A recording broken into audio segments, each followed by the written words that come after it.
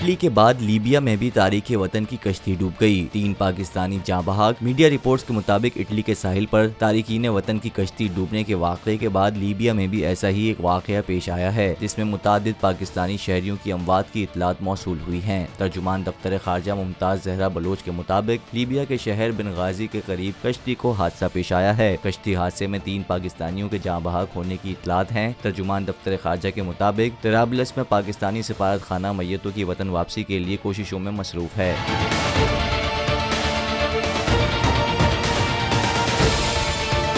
सिफारती ज़राए के मुताबिक दोनों बदकिस्मत कश्तियों में सवार पाकिस्तानी गैर कानूनी तौर पर लीबिया से इटली जा रहे थे। ख्याल रहे कि इतवार के रोज इटली में भी कश्ती डूबने के हादसे में 4 पाकिस्तानी जाँ बहक हुए थे। तुर्किया से इटली जाने वाले गैर कानूनी महाजरीन की कश्ती समंदर में चट्टान से टकरा कर डूब गई थी, जिसके नतीजे में पाकिस्तानियों समेत 59 अफराद हलाक हुए और कई लापता हैं। इटली हादसे में मरने वालों में पाकिस्तान हॉकी टीम की खातून खिलाड़ी शाहिदा रजा शामिल हैं। हॉकी खिलाड़ी शाहिदा रजा का ताल्लुक कोयटा से था। कोच गुलाम अब्बास ने शाहिदा रजा के हवाले से बताया कि वो पहले हॉकी खेलती थी, फिर पाकिस्तान फुटबॉल टीम का हिस्सा रहीं। रोजगार के लिए वो बैरून मुल्क जाना चाहती थी। शाहिदा रजा ने कौमी वीमेन टीम के हमरा कई इंटरनेशनल मैचेस खेले हैं।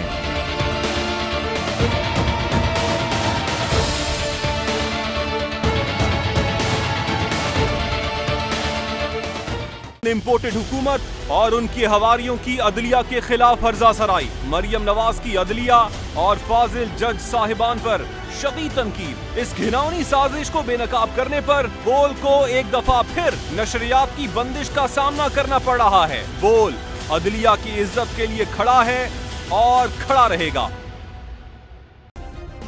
सब्सक्राइब करें और बेल दबाएं ताकि कोई खबर रह न जाए।